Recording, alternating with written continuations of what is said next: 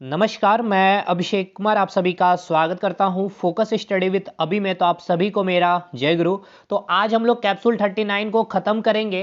Capsule 39 में हम लोग क्या कर रहे थे? कैप्सूल 39 में हमने 3 पार्ट बनाया है, पार्ट 1, पार्ट 2 और आज आपका पार्ट 3 आया हुआ है। ठीक है, तो कैप्सूल 38 तक यानी कि कैप्सूल 1 से लेकर के 38 तक हमने पूरा सिस्टमैटिक टॉपिक वाइज थ्योरेटिकल और कंसेप्चुअली और पीडीएफ नोट्स आपको हमने प्रोवाइड किया। ठीक है, उसके बाद हमने कहा था कि पूरा का पूरा जब हम निचोड़ इंडियन जीके में यानी कि history, polity, geography, economic, static और करंट को खत्म करेंगे तब इसका प्रैक्टिस भी करेंगे।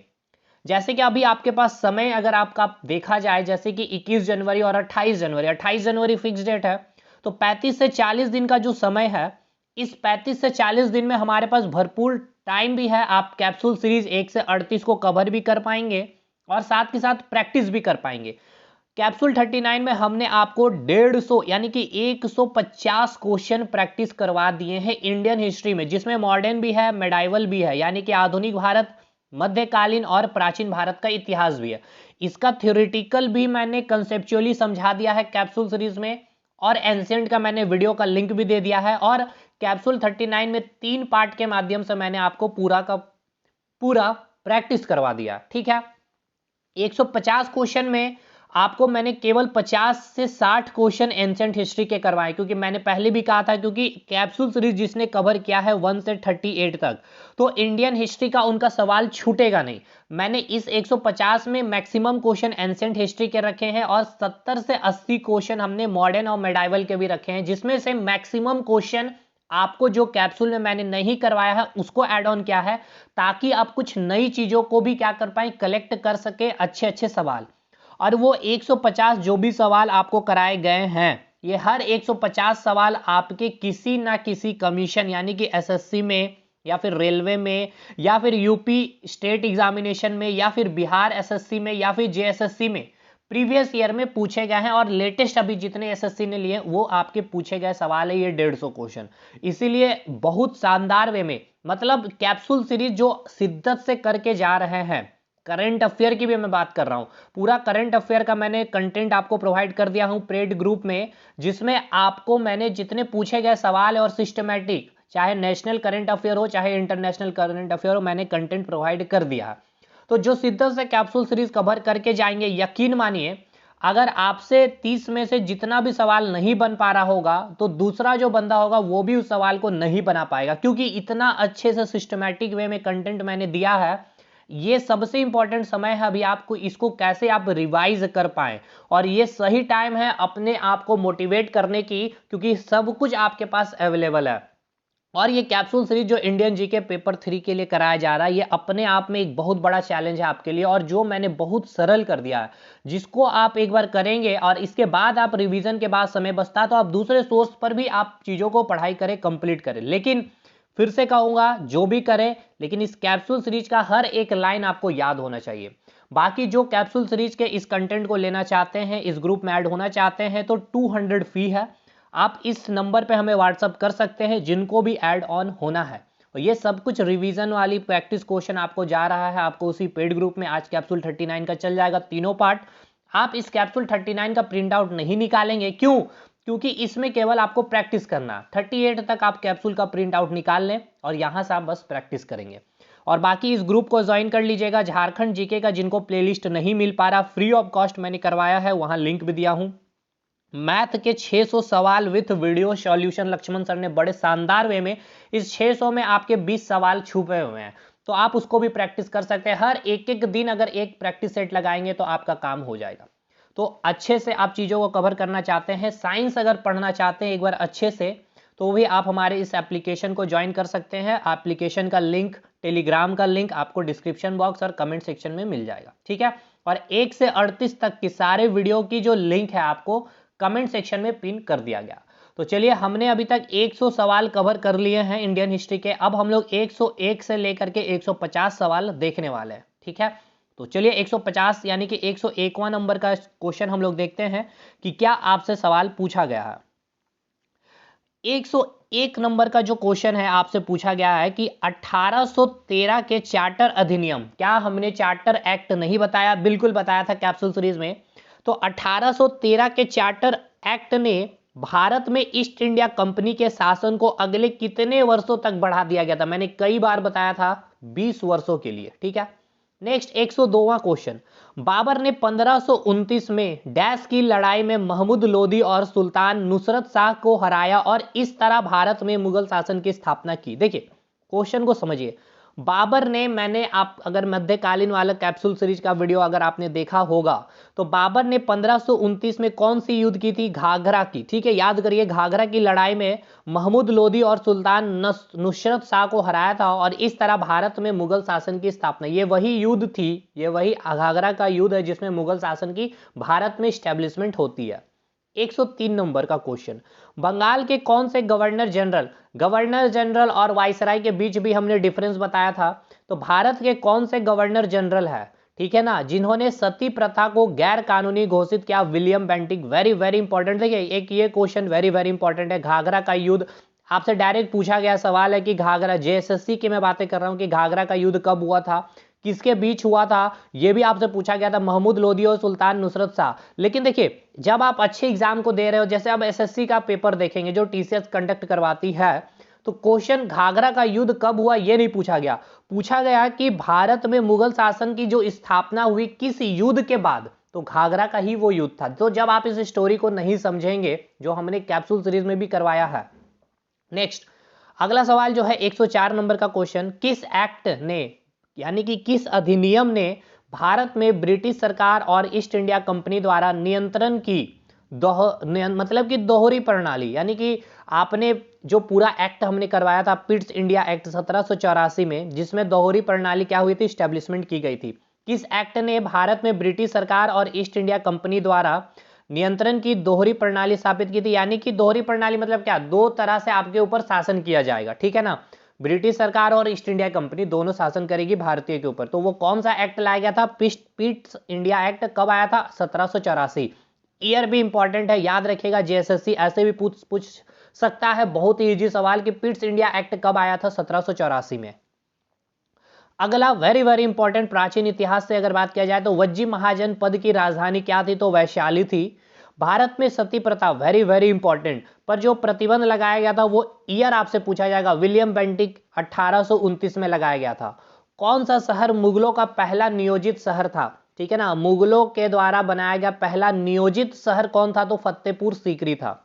किसने जहांगीर की जीवनी लिखी थी? ठीक है ना, जहांगीर की जो जीवनी, देखिए मैंने बुक्स एंड ऑथर के तो बहुत अच्छे अच्छे चीजें याद करवा दी आपको विथ ट्रिक 200 से ऊपर भी, लेकिन फिर भी चीजें यहां से भी आप रिवाइज करते चलेंगे कि कुछ भी चीज ना छूट पाए। किसने जहांगीर की जीवनी लिखी, जिसे इकबाल नामा ए जहांगीरी के नाम से जाना जाता है? तो मुतमिद खान, ठीक है ना, मुतमिद खान। कौन सा बौद्ध विश्वविद्यालय भारत के बिहार में स्थित है? तो नालंदा विश्वविद्यालय। नालंदा विश्वविद्यालय कौन सा विश्वविद्यालय? बौद्ध विश्वविद्यालय। अच्छा, पूछ लिया जाएगा कौन से धर्म से संबंधित है? तो बौद्ध धर्म से संबंधित है। ये भी इस तरह से भी सवाल, देखिए अपना कॉमन, देखिए दो तीन चीजें इंपॉर्टेंट है एग्जामिनेशन हॉल में। एक क्या, सेल्फ मोटिवेशन, ठीक है ना, सेल्फ मोटिवेशन, अपने आप को मोटिवेट रखना है। दूसरा नॉलेज आपको होनी चाहिए। तीसरा कॉमन सेंस तो बहुत ही नीड है।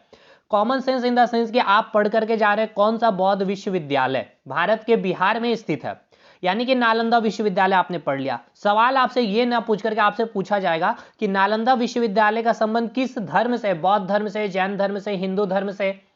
तो आप यहां पे कंफ्यूज ना हो, यहां पे सिंपल सा लिखा हुआ है कौन सा बौद्ध विश्वविद्यालय, यानी बौद्ध धर्म से संबंधित है। अगला सवाल 110वां सवाल, अकबर की जो राजस्व प्रणाली जब्त है, ठीक है ना, डैश द्वारा विकसित की गई थी? जो जब्त प्रणाली जो स्टार्ट की गई थी, एक राजस्व प्रणाली है अकबर के द्वारा शुरू की गई थी। तो जब्त प्रणाली किसके द्वारा विकसित की गई थी? तो तोडरमल के द्वारा। अब जब आप देखेंगे प्राचीन इतिहास का वीडियो तो आपको समझ में आएगा ये सब चीज। 111वां क्वेश्चन, देवेंद्रनाथ टैगोर द्वारा तत्वबोधनी सभा की स्थापना कब की गई थी? Very very important, 1839। आपको यह भी याद रखना है कि तत्वबोधनी सभा की स्थापना किसने की? देवेंद्रनाथ टैगोर। कब? तो 1839 में। राजगिरी किस महाजनपद की पहली राजधानी थी? राजगिरी किस महाजनपद की पहली राजधानी थी? तो मगध। मगध की अगर आपसे पूछ ली जाए कि जो राजगिरी जो महाजनपद है इसकी राजधानी, पहली राजधानी क्या थी? तो मगध थी। जब भारत में डॉक्ट्रिन ऑफ लैप्स लागू किया गया तब भारत का गवर्नर जनरल कौन था? लॉर्ड डलहौजी था। स्वतंत्रता पूर्व स्वतंत्रता पूर्व भारत में गरीबी रेखा की अवधारणा, वेरी वेरी इंपॉर्टेंट, स्वतंत्रता पूर्व यानी कि स्वतंत्र होने से पूर्व भारत में गरीबी रेखा की अवधारणा पर चर्चा करने वाले पहले व्यक्ति कौन थे? तो दादा भाई नौरोजी थे। कौन सी स्वतंत्रता सेनानी उत्तर प्रदेश राज्य की very very very very important, 115वां सवाल, कौन सी स्वतंत्रता सेनानी उत्तर प्रदेश राज्य की राज्यपाल बनने वाली पहली महिला भी थी? सरोजिनी नायडू। 116वां नंबर का क्वेश्चन, ज्योतिबा फुल्ले ने किस संगठन की स्थापना की थी? सत्यशोधक समाज। सत्यशोधक समाज की स्थापना किसने की? तो ज्योतिबा फुल्ले ने की थी। ज्योतिबा फुल्ले के बारे में मैंने कई सारी जानकारियां दी है। जब आप इंपॉर्टेंट रिलीजियस मूवमेंट यानी कि जो कैप्सूल सीरीज में मैंने करवा रखा है, हर एक इंपॉर्टेंट जो भी मतलब कि जो धार्मिक जो भी दृष्टिकोण से जो कुरीतियां थी, उन कुरीतियों को खत्म करने के लिए जो आंदोलन बोला जा सकता है कि जो सम्मेलन के आयोजन किया, जैसे आर्य समाज, कुछ संगठन की स्थापना की गई, ब्रह्म समाज, थियोसॉफिकल सोसाइटी, इन सब के बारे में हमने बताया है, जिसमें ज्योतिबा फुल्ले के बारे में चीजें हमने बताई है। अगला सवाल पूछा गया कि लौह स्तंभ किस स्थान पर स्थित है? ठीक है ना, 117वां क्वेश्चन, लौह स्तंभ किस स्थान पर स्थित है? तो दिल्ली में स्थित है। 118वां क्वेश्चन, किस विदेशी आक्रमणकारी ने चंद्रगुप्त मौर्य को अपने क्षेत्र समर्पित कर दिए थे? तो सेल्यूकस निकेटर। ठीक है ना, कौन से विदेशी, देखिए विदेशी जितने भी यात्री रहे हैं खास करके प्राचीन इतिहास में, वो आपको याद होने चाहिए। किस विदेशी आक्रमणकारी ने चंद्रगुप्त मौर्य को अपने क्षेत्र समर्पित कर दिए थे? कौन सा विदेशी आक्रमणकारी ने चंद्रगुप्त मौर्य को अपना क्षेत्र समर्पित किया था? तो सेल्यूकस निकेटर।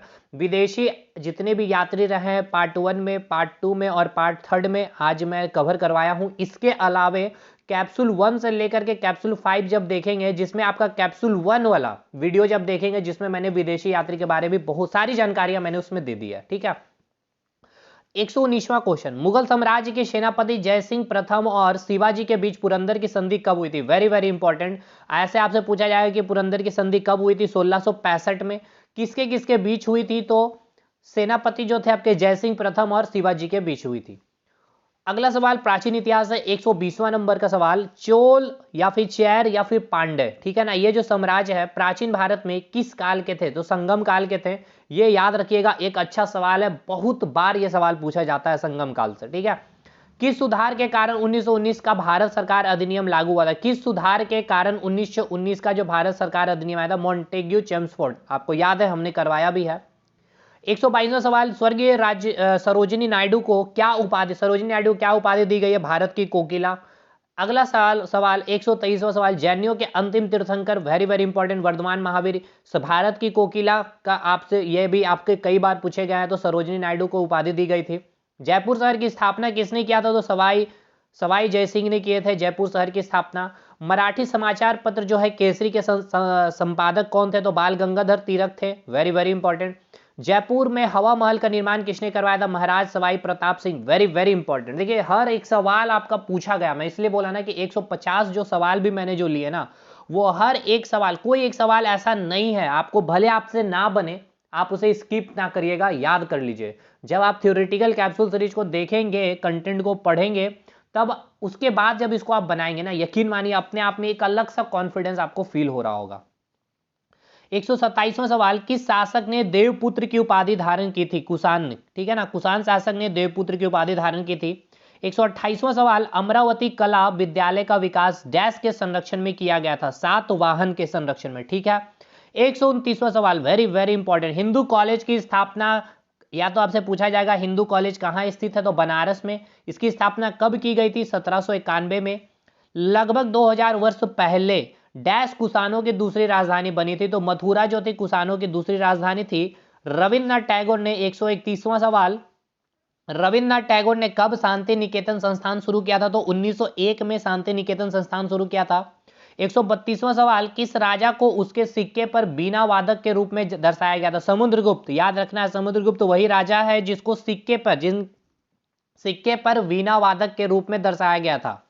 133वां, ये बहुत अच्छे से हमने बताया भी है क्लास में, किस भारतीय सुधारक को बंगाली गद्य का जनक माना जाता है? ईश्वर चंद्र विद्यासागर। देखिए जब मैं बोल रहा हूं कि इसको क्लास में समझाया हूं, और खास करके प्राचीन इतिहास की मैं बात कर रहा हूं, तो कल मैंने बोला था कि प्राचीन इतिहास का 8 घंटे का मास्टर वीडियो अपलोड है, 4-4 घंटे का। अगर आपका पूरा सिलेबस कंप्लीट हो गया तो आप इसको एक बार जरूर देखेंगे, लिंक हमने दे दिया है भाई। इसके अलावा आप टेलीग्राम ग्रुप को ज्वाइन कर लीजिएगा, वहां भी दे दूंगा, या फिर आपको व्हाट्सएप नंबर दिया वहां से भी आप कॉन्टेक्ट करेंगे तो आपको सेंड कर दिया जाएगा।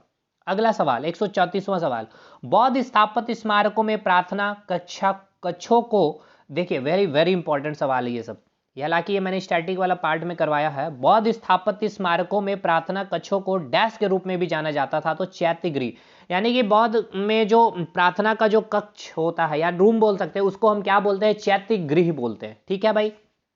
नेक्स्ट 135वां सवाल, किस स्वतंत्रता सेनानी को भारतीय क्रांति की जननी कहा जाता है, तो मैडम भिकाजी कामा को। किस प्रसिद्ध शासक को द्वितीय अशोक के नाम से जाना जाता था, तो कनिष्क को। अगला 137वां सवाल, Hindustan socialist Republic association HSRA की स्थापना कब हुई थी, तो 1928, वेरी वेरी इंपॉर्टेंट। अगला सवाल 138वां सवाल, शकों पर विजय के बाद किसने विक्रमादित्य की उपाधि धारण की थी, तो चंद्रगुप्त द्वितीय ने विक्रमादित्य की उपाधि धारण की थी। शकों पर विजय के बाद, यानी कि शकों को पराजित करने के बाद विक्रमादित्य की उपाधि, ऐसे भी पूछा जाएगा कि चंद्रगुप्त द्वितीय ने विक्रमादित्य की उपाधि कब धारण की थी, किसे हराने के बाद, किसे पराजित करने के बाद, तो शकों को पराजित करने के बाद। 139वां सवाल, मौर्य काल की सबसे पुरानी जीवित चट्टानों को काटकर बनाई गई गुफाएं मानी जाती है, तो जो बराबर की गुफाएं और नागार्जुन की गुफाएं, बराबर की गुफाएं नागार्जुन की गुफाएं से, और जो जो सवाल बन सकते हैं हमने करवाया है कैप्सूल सीरीज में और कंटेंट भी दिया, तो वो पॉइंट आप जरूर याद रखिएगा। तो याद रखना है आपसे, क्या पूछा गया है कि मौर्य काल की सबसे पुरानी जीवित चट्टानों को काटकर बनाए जाने वाली वो कौन सी गुफाएं, तो बराबर की गुफाएं और नागार्जुन की गुफाएं हैं। ठीक है।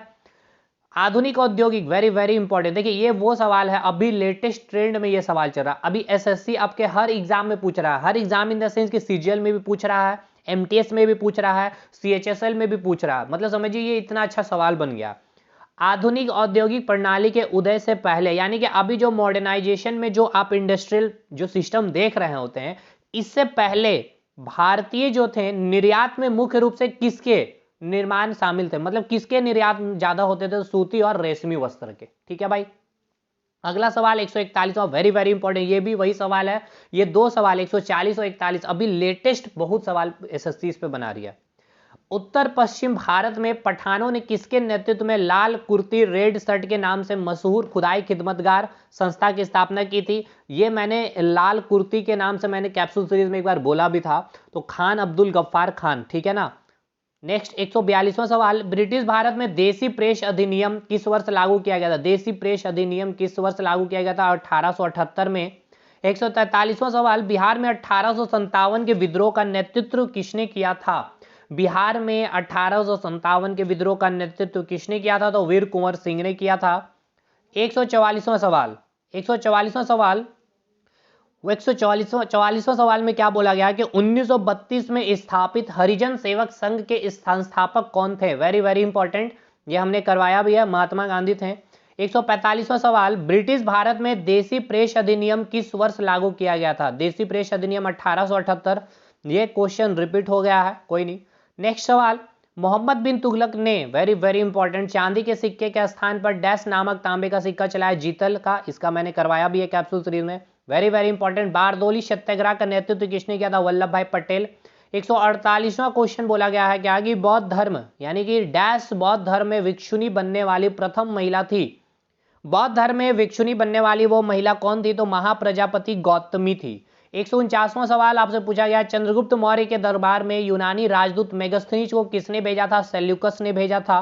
और अंतिम सवाल, फारसी दूत जो थे अब्दुल रजाक किसके शासनकाल में विजयनगर आया था, देवराय द्वितीय के शासनकाल में आया था। तो इंडियन हिस्ट्री का जितना हो सकता था मेरे एंड से आपको कवर करवा दिया गया है, चाहे आप थ्योरेटिकल बात करें, चाहे कंसेप्चुअली बात करें, या फिर आप प्रैक्टिस के माध्यम से, आपको 150 सवाल सुपर क्वेश्चन PYQ सारे लेटेस्ट सवाल आपको करवा दिए गए हैं ऑलमोस्ट हर कमीशन के। अगर लगेगा तो और 50 सवाल, क्योंकि अब जो भी क्वेश्चन मिल रहे थे ना वो सारे क्वेश्चन मैंने कैप्सूल सीरीज में करवा दिए, यानी कि मॉडर्न मेडाइवल को जो मैंने पढ़ाया है 6 से 7 कैप्सूल या 8 कैप्सूल में, वो सारा क्वेश्चन यहां मैंने करवा दिया, इसीलिए वो रिपीट हो जाए अच्छा नहीं। जैसे कि अभी आज का को आप जब देखे होंगे 150 क्वेश्चन को, तो 150 क्वेश्चन में बहुत कम, मिनिमम से मिनिमम मुझे लगता है 20 से 30 सवाल ही आपको मैंने रिपीटेशन करवाया है, रिपीटेशन इन द सेंस कि जो आप कैप्सूल सीरीज में किए हुए हैं। ठीक है ना। बाकी सारे अच्छे अच्छे सवाल, अच्छे अच्छे लेवल के सवाल, अच्छे अच्छे अभी न्यू पैटर्न पे पूछे गए सवाल मैंने करवाए। मतलब ये कि अब हिस्ट्री आपका सवाल छूटेगा नहीं जेएसएससी सीजीएल के एग्जाम में, ये मेरे एंड से 110% की गारंटी है। अगर आपको जितना मैंने दिया है उतना आपने शिद्दत से चीजें कंप्लीट कर ली है तो ठीक है भाई। ऑल द बेस्ट, मिलते हैं हम लोग कैप्सूल 40 में इसी प्रकार ज्योग्राफी के सेशन से, ज्योग्राफी को प्रैक्टिस करवाते हुए, क्योंकि ज्योग्राफी का थ्योरेटिकल सेशन हमने खत्म कर लिया है कंसेप्चुअली वाइज मैप के साथ। तो अब हम लोग बात करेंगे उसके प्रैक्टिस सेशन पे। तो कैप्सूल 40 कल आएगा। बाकी जो जुड़ना चाहते हैं हमारे साथ, कैप्सूल सीरीज का कंटेंट लेना चाहते हैं, इस नंबर पे आप हमें व्हाट्सअप करेंगे। मिलते हैं हम लोग अगले वीडियो में, तब तक के लिए धन्यवाद।